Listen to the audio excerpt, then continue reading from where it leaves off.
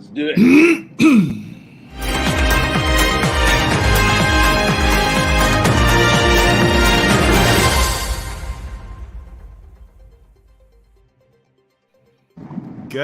Greetings and a warm welcome. This is the 10 o'clock news from the EV Café, brought to you by Geotab, My Energy, the AA, EV Civils and Interval. And I am John Curtis, and today I'm joined by three of the accomplished news hounds, Paul, Sam and Sarah. So get a cuppa, buckle up for the latest in sustainability news. Coming up, the autumn statement. Deep pockets or deep sorrow, hydrogen vans, testing starts in earnest, wherever that is, Euro 7, all you need to know, 40% savings on maintenance for EVs over ICE vehicles, and a couple of bits of late news that, well, just amused me. But first, the autumn statement. Well, what a mixed bag that was. Vehicle excise duty will be charged from April 2025 on electric cars, vans and motorcycles. Anyway, it's all in line with what goes on with petrol and diesel vehicles, and some say that this is a good thing because it makes road tax fairer.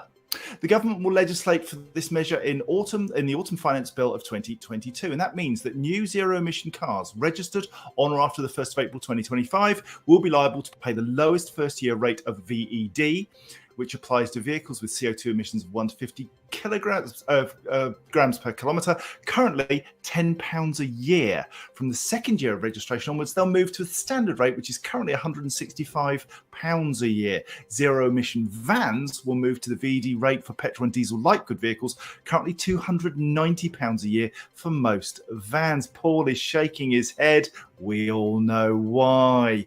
Now, come on then, Paul. What's the problem with this? The problem is it is just a blunt instrument, and to before we've even got used vans in the market, we are putting a barrier in. Now, cars escalate and it graduates and is much lower than the vans, but we haven't broken the back of the van adoption yet, and the second-hand market is critical. We are putting a huge, it's not huge, but it's bigger than cars. And it just does my head in. It's not reasonable. It's reasonable to tax them, but not in the way that they have. Blunt instrument. The thing that frustrates me is that we've got a tax which is applied to electric vehicles, yet there's been no differentiation between electric and no additional tax added to petrol and diesel vehicles in the week that they're wrangling over COP27 and what the final outcomes may be. It seems like a bit of mixed messaging. Sam, what do you think? Yeah, and I haven't had a chance to read the statement yet, because but nevertheless, and it's long.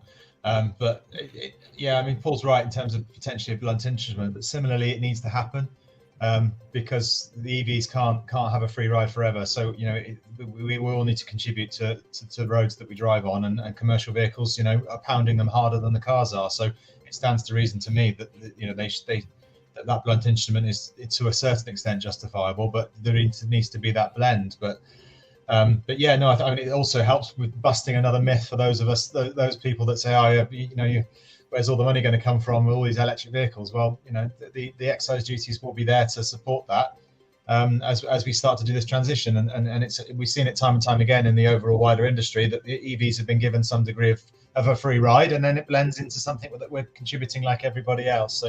So I think it's overall, for me, having not read the detail, a good thing. Whether or not the balance and the mix is quite right yet, I'm not so sure by the sounds of it. But there's some time to refine that, I would argue.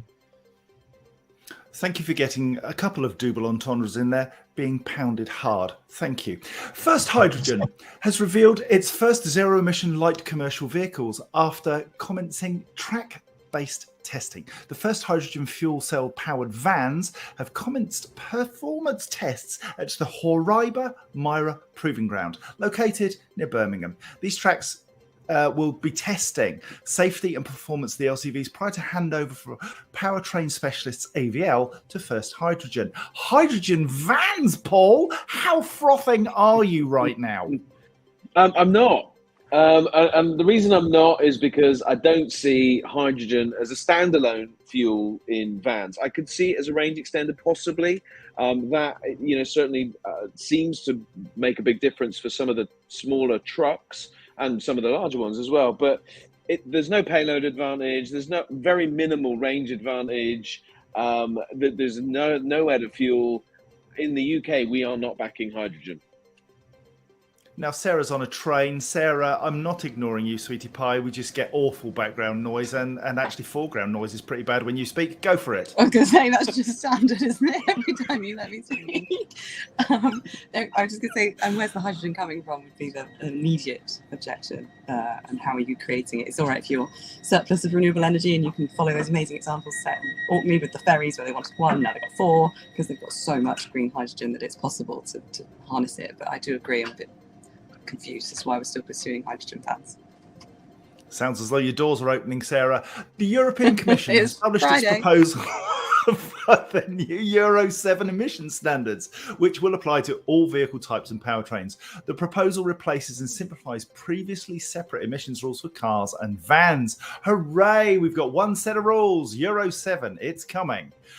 It brings emission limits for all motor vehicles under one set of rules. The new rules are fuel and technology neutral, placing the same limits regardless of whether the vehicle uses petrol, diesel, electric drivetrains, or alternative fuels. Euro 7, that should drive standards, Paul, should make things better. NOx emissions from heavy vehicles are included as well. It's got to be a good thing, surely. I mean, of course, it's good to remove NOx from the environment. We've got to consistently drive that down. The Euro 7 thing, what I think it's going to drive manufacturers to do is move faster to alternative fuels, because it's too hard, too big a job to do, and very, very expensive to develop a petrol or diesel engine at this higher standard. So I think it will drive alternative fuel to switch to. So that's got to be a good thing. And I think there's some additional stuff which is of relevance to us here, in that the new rules will regulate the durability of batteries installed in electrified cars and vans in order to increase confidence in electric vehicles. This will also reduce the need for replacing batteries earlier in the life of the vehicle. And the proposed rules also set limits for particulate emissions from brakes and tyres that will also supply? Wrong teeth in today, will also apply to electric vehicles. So reduced particulates, more confidence in battery durability. Those are things which we applaud, Sam, yeah? Yeah, it's an interesting one about battery durability, and they're already durable, but if we make them more durable, then more's the better. But I think, and certainly something that we're currently looking at very closely is battery degradation in a really, really specific way to really understand what's going on. Because we're learning actually that a lot of the batteries, even in the same vehicles, have a different story to them, and I think we'll end up in a position where the batteries will be treated separately to the vehicle from asset values in the future. And because what happens to a 5-year-old vehicle if you change the batteries? What's it worth then? So we've got to understand this massive component, which is a large proportion of the total capital cost of the vehicle, better, so that we can make long-term decisions on these things. But yeah, that's the sort of thing that springs to mind. We need battery passports, I suspect, in the future that start to really delineate between vehicles and the power source. So what we're hearing, Sam, is that particularly with our partner Geotab, being able to bring out the battery degradation and working with a major European entity that will be able to produce battery certification. So that will give real insight into that battery. Right, well, let's move on to our final story. Data released by Tusker Direct Limited from 22,000 lease cars is showing that servicing, maintenance and repair costs for electric cars are as much as 40% less than for diesel and petrol motors. And Quentin Wilson, Big Q, says this isn't anecdotal but empirical data from running a big fleet. He's darn tootin' right. 40% cheaper. It's got to be a good thing across the piece. Vans, cars, trucks, buses, we don't care. You can save money with electric vehicles. Fabulous. Now, I said finally, but finally, COP27, what's that all about? Seriously, it seems to be stalling, predictably, as it comes down to money. We all know it's about the cash, but it's pretty much the same as the previous 26 COPs. Sarah, why do we bother sending all these people to one place to talk for weeks and weeks and get absolutely nowhere? Yeah, she's gone. She just dropped. Yeah, question was too hard. And finally, if you see a story that you think should be covered on the EV Cafe News, perhaps about your own business, please submit it before 12 noon on Thursday, and we might name check you and read it out on Friday. So send it to hello@evcafe.org with news in the subject box, and we can be your press agency. We can be telling the world about the great things that you're doing. So if you've got something newsworthy, let the news hounds know. Paul, Sam, and Sarah, bless you. Until next Friday, it's goodbye from me. It's goodbye from them. This has been an EV Cafe production. Other sustainability news services are available. This is just Funner. Don't leave me hanging. The EV Cafe News is regulated by Big Stuart Interval, Sparky from My Energy, Tucker from the AA, installed by EV Civils and monitored by Geotab. The news is performed by professionals except me. Please do not try this without a flying helmet and a wet stick of celery. Until next week, bye-bye.